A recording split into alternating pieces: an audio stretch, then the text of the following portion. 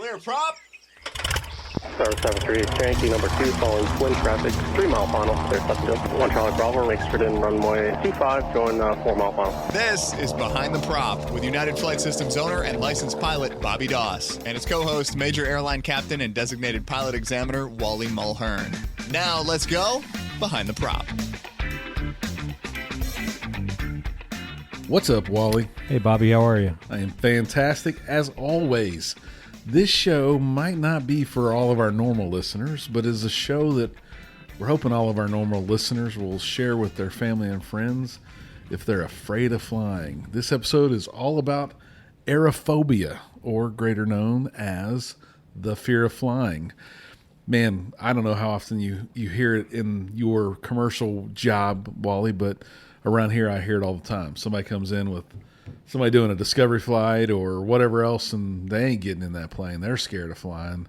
Many people have told me, I'd go fly with you, but I don't want to get hurt today. That's the craziest comment I ever hear. But at the end of the day, 25 million Americans suffer from aerophobia, which is about 8% of the United States.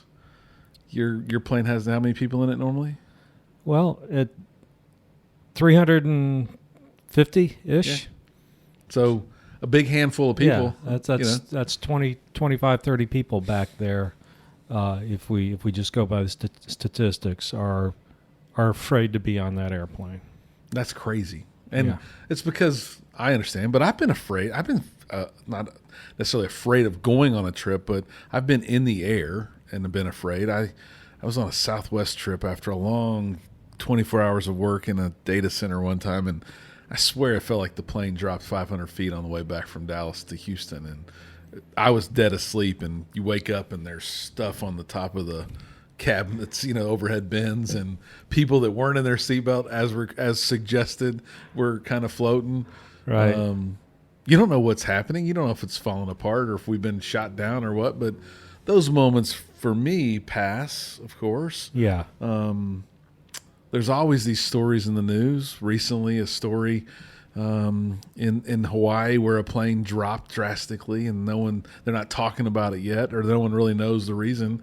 Those moments would be scary, but the likelihood of something really bad happening in commercial aviation nowadays is slim to none. Yeah, and this is going to be Dr. Wally speaking. We got Dr. Phil. We have Dr. Wally today.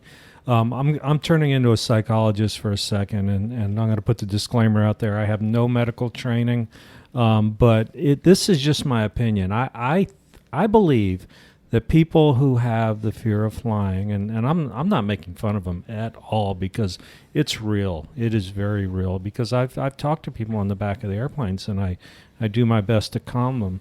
But I believe that it's maybe not as much the fear of flying, but it's the fear of giving up control. And I'd just be curious to know. I just had a endoscopy, and where they stick a camera down your throat and take a look, and everything was fine, by the way. But I just had one about 10 days ago, and of course they put you out. And you go in, they hook up an IV, which I've gotten used to. They don't even tell you when they're starting the medicine anymore.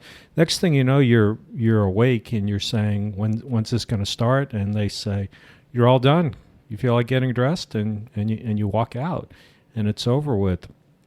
And I have a medical condition that causes me to have that done every 3 years, so I'm used to it, and I don't have issues with it.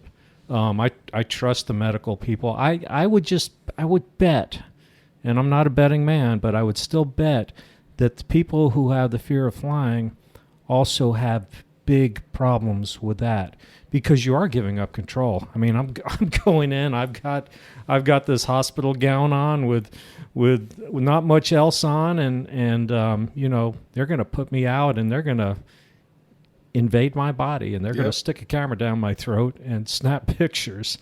And I just be curious for those listeners out there who are afraid of flying. Does that bother you as well? I gotta agree with you that it probably does, and I don't like flying, even when I'm in one of our planes with a flight instructor, and they're in control and I'm not. They know how to land that plane better than I do. They probably got 2-3 times as many hours as I have, but there is something about it not being my flow, it not being my way. I'm not in control. It's not the same airspeed I would have on base, or I have like 2.5 white lights. They got 2 white lights. Like none of this is adding up. What's going on? Right. That is something that I don't necessarily like.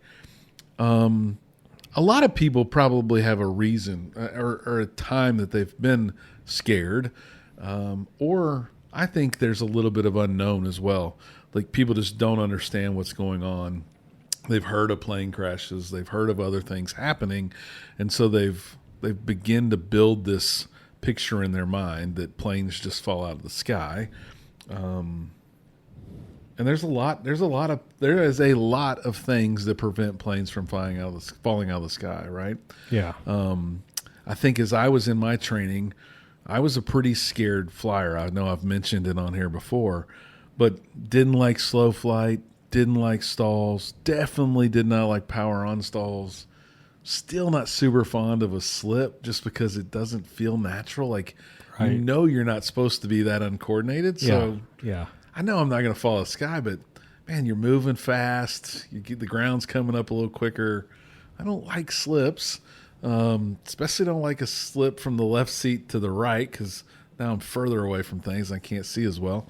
But I think any human is going to be a little anxious when they're doing things that don't feel natural, right? Yeah, we were discussing before this, we started the podcast, and I said to Bobby, I said, I don't care who you are. I don't think there's anybody who in their flight training, as they're driving to the airport, knowing that they're going to do stalls for the first time, I don't think there's hardly anybody that's probably not a little anxious, because we're about to go take an airplane and purposely slow it down to a speed where it says, I'm not flying anymore, and we're going to recover from it. It's something that, and then I think most of us, after you do one or two, you go, oh, that wasn't so bad. And then maybe some of us go, oh, those are actually kind of fun. Can we do another one? I think that's most of us, but we are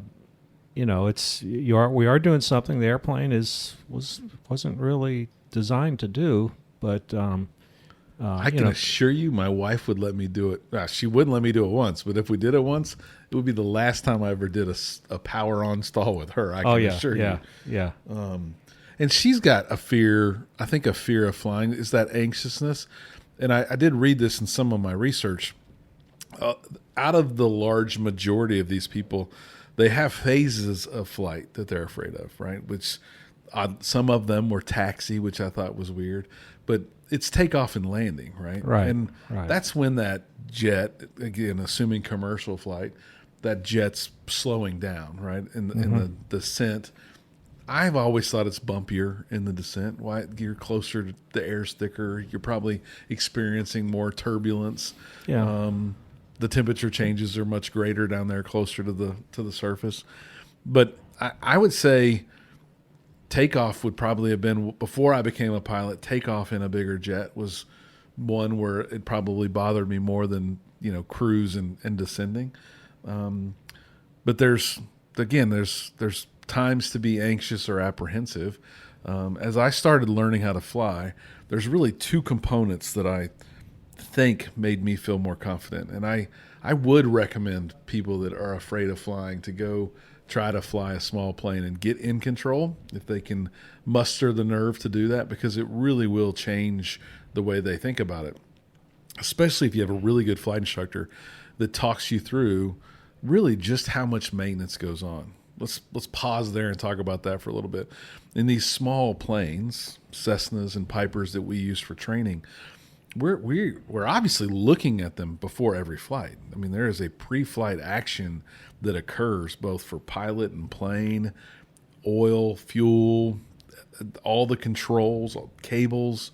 I mean, all the instrumentation, fuel gauges. I mean, this isn't like jumping in a car. Right. I got in the car today to come here, and I drove my wife's car today for other reasons, but I jumped in her car. I haven't driven her car in a long time. I didn't walk around her car. Right. I didn't even check the tires. Right. I didn't even look at the 4 tires. Mm-hmm. I jumped in the car. I pushed the button that said start. I connected my iPhone so I could have CarPlay because it had never been connected before. And I put it in drive, which actually was hard for me to do because it's this new digital system. Put it in drive, pushed the gas, and I took off. Like, I wouldn't go jump in a plane Yeah. that I had no familiarity with. Yeah. Without reading the POH, without Right. doing a thorough walkthrough, probably without flying it, riding with it, someone who had 100 hours in that exact model and type. Right. I mean, flying is just a different ballgame. We do a lot of preparation. If you're afraid of flying, whoever's up there in the front, they also don't want to get hurt.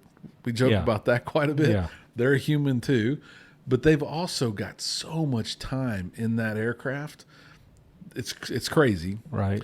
But today, it just seemed natural to jump in my wife's car and drive to work. Right. But I would never do that in a plane. So in a plane, even the little ones that we're in today, we check all of the control surfaces, check the gas, check all the little crevices to make sure there's not a bird's nest or anything anywhere. Check all the tires. Not just check the tires are inflated. We actually roll the tires on a plane to make sure that they're not flat spotted. And Right. I mean, we do a lot, pretty Yeah. extensive, every flight. Well, after about 10 flights, maybe 20, there's a mechanic that looks at everything. And that mechanic changes the oil, checks the oil. We actually cut the oil filter on every oil change we do to make sure there's no metal in that oil filter. I bet they don't do that for your Jeep, Wally. No, They no. just pour more oil in it. Yep. Yeah. They'd hopefully change the oil filter if they said they did. Yeah. But you probably wouldn't know it either if they left one on there. Yeah, absolutely right. And so there's differences. Of course, one's in the air, one's on the ground. You can pull over in a car, you can't in a plane. But it's pretty extensive inspection and oil change at the 50-hour mark. And then at the 100-hour mark, it's a very, very involved inspection in this world for planes that are for hire or rent. As in a flight school, the 100-hour is probably 24 man-hours of effort, meaning a mechanic spends 24 hours looking at engines, cylinders, spark plugs. They take it apart. They really dive deep in that 100-hour inspection. And it doesn't matter how many times it flies, you have to have an annual as well. So you're probably getting, I don't know, most flight school planes are probably getting 6, 7, 800-hour inspections a year and an annual inspection. Right. And then probably 6, 7, 8 50-hour inspections. I mean, there's a lot going into it. Let's talk about your big jets. Do they ever get worked on? Yeah, all the time. I mean, in fact, most of the flights that I fly are called ETOPS, which is extended twin engine operation. And we think of it as over water operation. It doesn't necessarily have to be over water operation, but before every flight, we have to have a sign off from maintenance. It says that this airplane has had its ETOPS pre-departure inspection. So they're going through. They're looking at everything. And it's several mechanics that are looking at the airplane. Obviously, all the fluids, hydraulic fluid, oil, and oxygen, and they're looking at tires, they're looking at brakes. It's pretty extensive, and we don't leave the gate until we have documentation that that's been done. And I'm assuming they're coming up there signing something, giving you a slip of paper. Yeah, it's all electronic now. So Gotcha. we have this little thing on our iPad that's when it's done, it turns green, and we know it's done, and then our printer in the airplane will get an actual hard copy will get printed out. Awesome. Yeah. Well, and I think while that's extensive, I bet they have a lot more. And again, in my research for this show, it looks like about every 2 years they get really, really inspected, right? Yeah, So they're yeah. getting this much more than an annual probably work done, right? Where the engines are being inspected. There's TBO, time between overhauls on these engines that we fly for trainers. I'm sure there are engine hours in the airliners world where they're also inspecting and changing out engines at some interval to make sure that they're going to continue to work and last for a long, long time. In the grand scheme of things, not knowing all the NTSB statistics, still, when there is a problem, it's more often human error than anything else, right? And being a human, I want to say no, but the statistics do back that up. And I would assume, again, that the fear of flying is more a fear of mechanical problems, that the plane's going to fall out of the sky. That was my fear when I started flying. And that's where we get to the second part of what I began to learn when I was flight training. So the maintenance was shocking to me. Like, wow, I didn't know that these things were looked at that well, that common. And then the second thing was really how smart the people were that were designing them. I guess I assumed someone smart designed aircraft, but these planes we train in are extremely stable, meaning the work and the design and the physics around the aircraft, they're really intended to continue to fly straight and level just about no matter what happens. Like, you have to try hard to make them not fly straight and level. That's just the reality. Yeah. And you've done 700 plus check rides. The student that was the worst out of all 700 of those still probably had a hard time getting that plane from not doing what it was supposed to do, meaning fly right where it was supposed to go. Right. So with that, the thought process as you continue to learn how to fly, there's some really key components. One, every plane has backup systems for just about everything. Yeah. So if there's a trim tab, if you lost your elevator control, meaning the cable between your elevator and the yoke actually broke, you can use the trim to still fly the plane without being able to pull back and forth. You can just roll the trim tab. Yeah. Every instrument, we've all been taught, has some instrument that you can use to cross-check in the cockpit those instruments. We still all very much depend on a compass. I don't know if we depend on it anymore, Wally. We probably don't depend on it, but I don't think any of us would want to really fly without one just in case. Oh, yeah. The compass is still a really big part of aviation.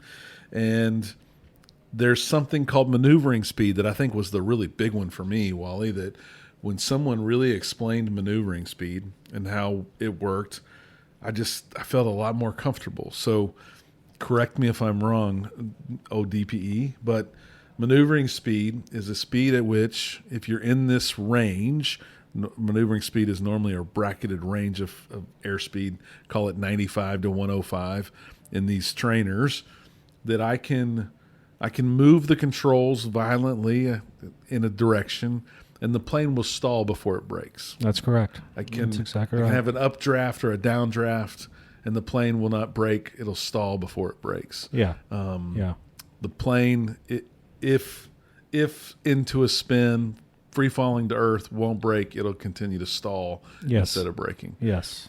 And that was the big kicker for me because I guess I always thought the wing would fall off, the flaps would break off. And there are stupid things I guess you could do to manipulate it in such a way that it wasn't in maneuvering speed and could do that, right?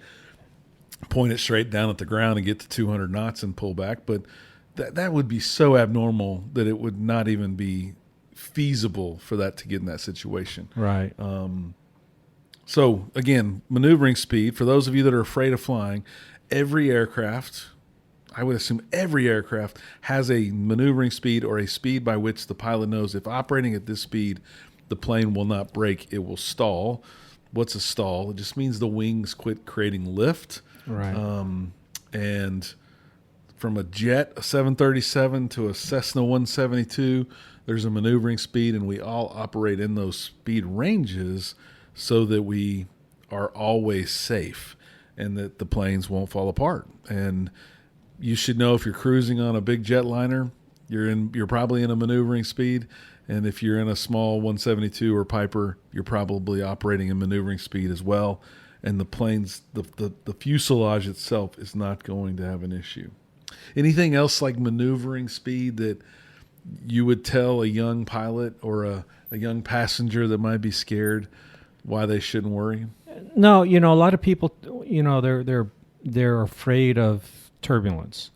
And turbulence basically is, for the most part, in a nutshell, it's unequal heating of the Earth's surface. Okay, so the Earth, some part of 35,000 feet from the Earth's surface, Wally. What does that well, mean? yeah, I mean that's basically what causes weather is the unequal heating of the Earth's surface. I mean, some of the Earth is water, some of it's concrete, some of it's dirt, and so forth. So there's unequal heating, and that basically causes weather. I have never been in as severe turbulence is defined.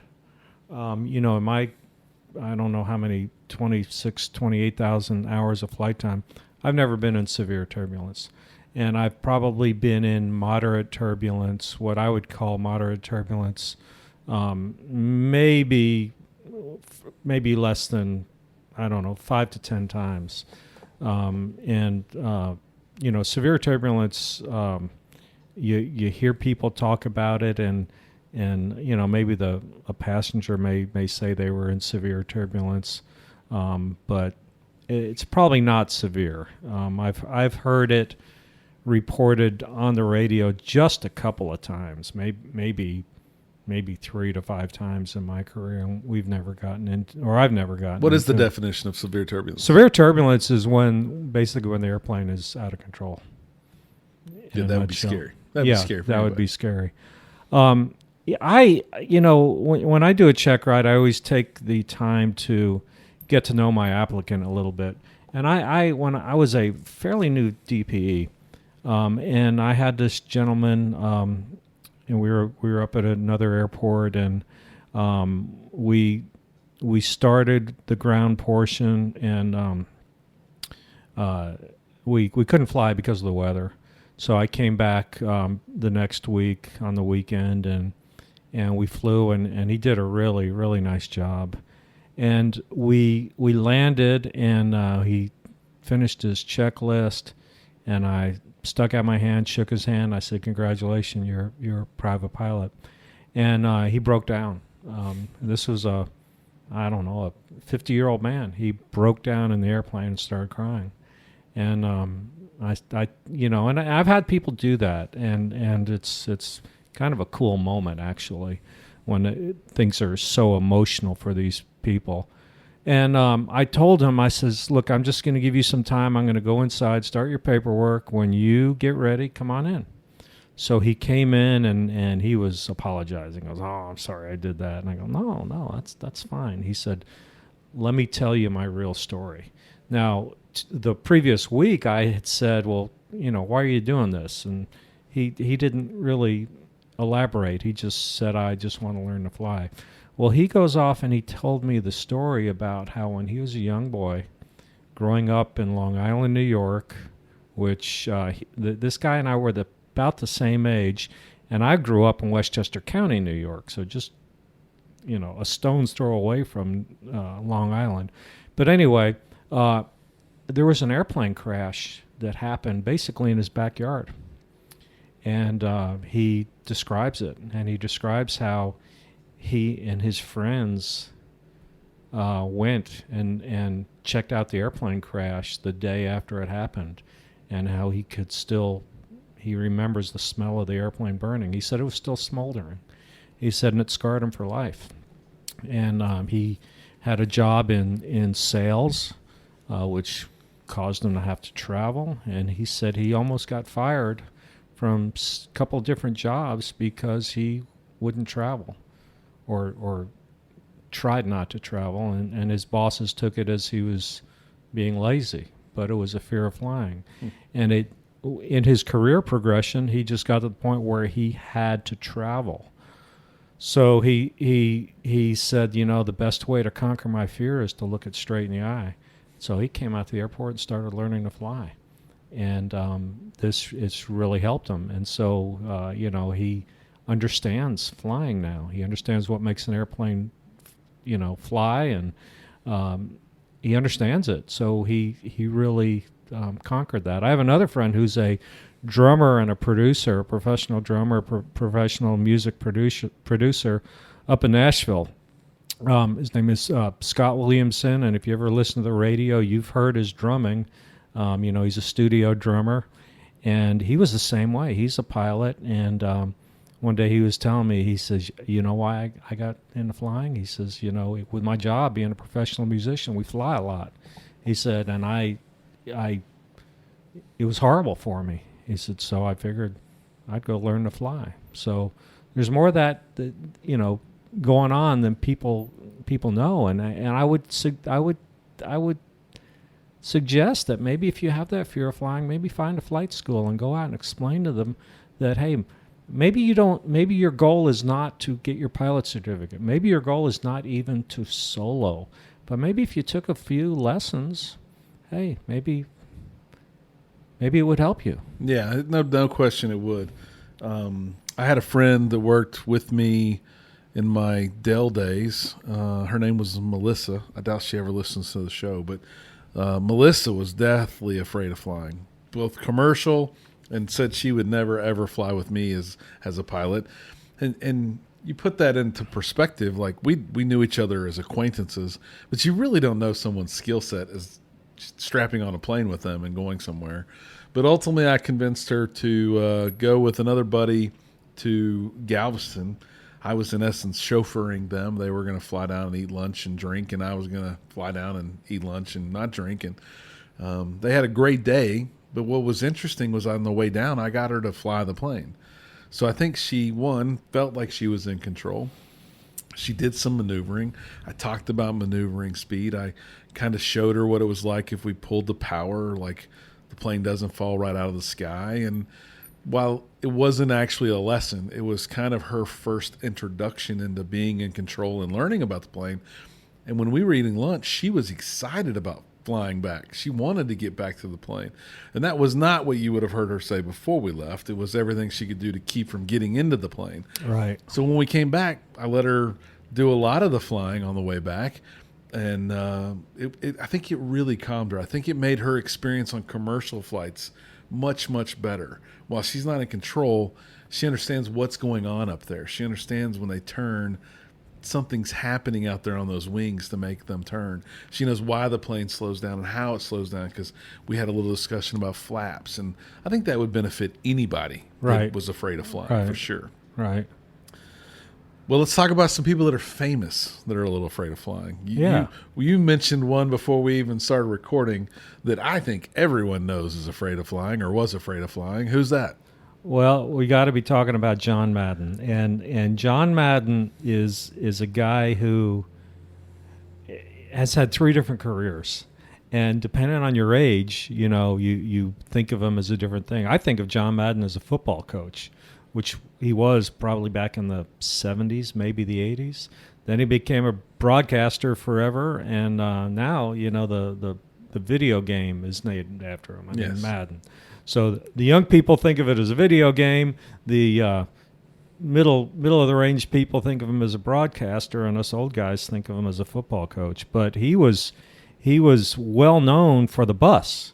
He had a decked out RV and a driver, and if they had a game in New England and they had to drive to Boston, I think he lived in the Bay Area of California. Yeah, Raiders, longtime Raiders coach. Yeah, and so that's a long drive. I don't know.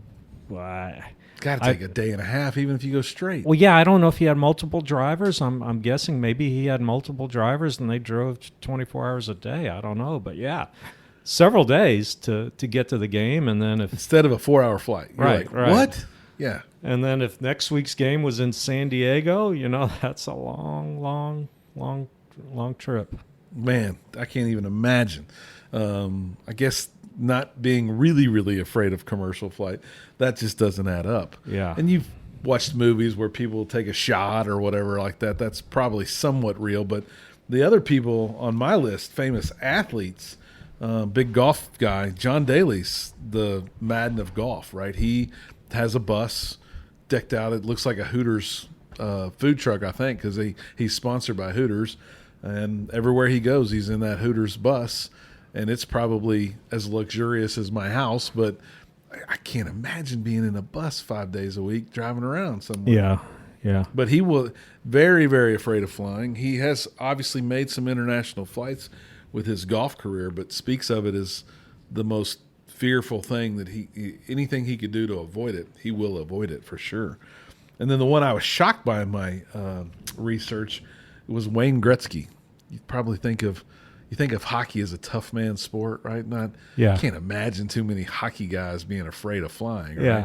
But it talked about Wayne Gretzky being afraid of flying, and he depended on his teammate Ace Bailey to be his rock when they were about to take off, and made him feel calm. And unfortunately, the story has an ending, and it was that Ace Bailey actually died in a plane crash on 9/11. He was in one of the planes. And Wow.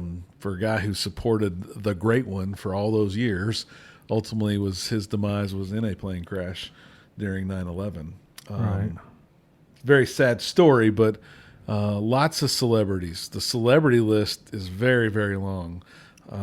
Big names everyone would know: Jennifer Aniston, Ben Affleck, people that avoid flying at all costs if they can. Megan Fox, Sandra Bullock. Sandra Bullock was in a minor plane crash. Kate Winslet, Whoopi Goldberg, Jennifer Lawrence, and Britney Spears is on the list. Oddly enough, William Shatner, the captain himself, is actually afraid of flying. Captain Kirk, that just doesn't seem right. It doesn't seem right when you think of all the flying he's virtually done on TV. Yeah. So if you are afraid of flying, we think one way to cope with it is to learn a little bit more about what's going on. If you could ever get yourself to go to an airport and get in a plane and do a lesson or two, I think it would change drastically the way you thought of flight. There's millions of statistics on how safe flying is, and I gotta say, being around it, in and around it all day, every day, we do a lot of takeoffs and landings. We're very active. There's millions of planes in the air at any moment in time, millions of hours flown every day around the world. It is a safe way to go, no question. And I will say this, for the pilots out there, I one of my last trips was to Hawaii, and one of the relief pilots brought his daughter and her boyfriend on the trip with us, and he was telling me that he got his daughter's boyfriend to take a discovery flight, and one of the first things the CFI did with him was stalls, and almost scarred this poor guy for life. He's scared to death of little airplanes now, and I wish I could find that CFI and just wring his neck. Well, I was going to say slap him. That's probably not very politically correct these days, but sometimes somebody needs their butt kicked, and that CFI needs a little talking to. Know your audience. Be gentle with them. I've got a new grandbaby at home. It's 10 days old, and we're real gentle with her. Treat someone that comes in off the street for a discovery flight, to all you CFIs out there, treat them like that baby. No question. And I do tell these flight instructors all the time, even if somebody walks in and says, I want to be scared, you don't know what the long-term repercussions of that could be. If someone did that to me, I wouldn't own a flight school today. If someone would have done that to me, I would have never got my pilot's license. It just would have been the nail in the coffin for me. It was very much an exploratory thing early on that actually ended up being something that I love very much. So with that, we'll wrap up and say thanks for listening to the show. Share this one with your friends that might be afraid of flying or actually have aerophobia. And as always, fly safely and stay behind the prop. Thanks for checking out the Behind the Prop podcast. Be sure to click subscribe and check us out online at BehindTheProp.com. Behind the Prop is recorded in Houston, Texas. Creator and host is Bobby Doss. Co-host is Wally Mulhern. The show is for entertainment purposes only and is not meant to replace actual flight instruction. Thanks for listening, and remember, fly safe.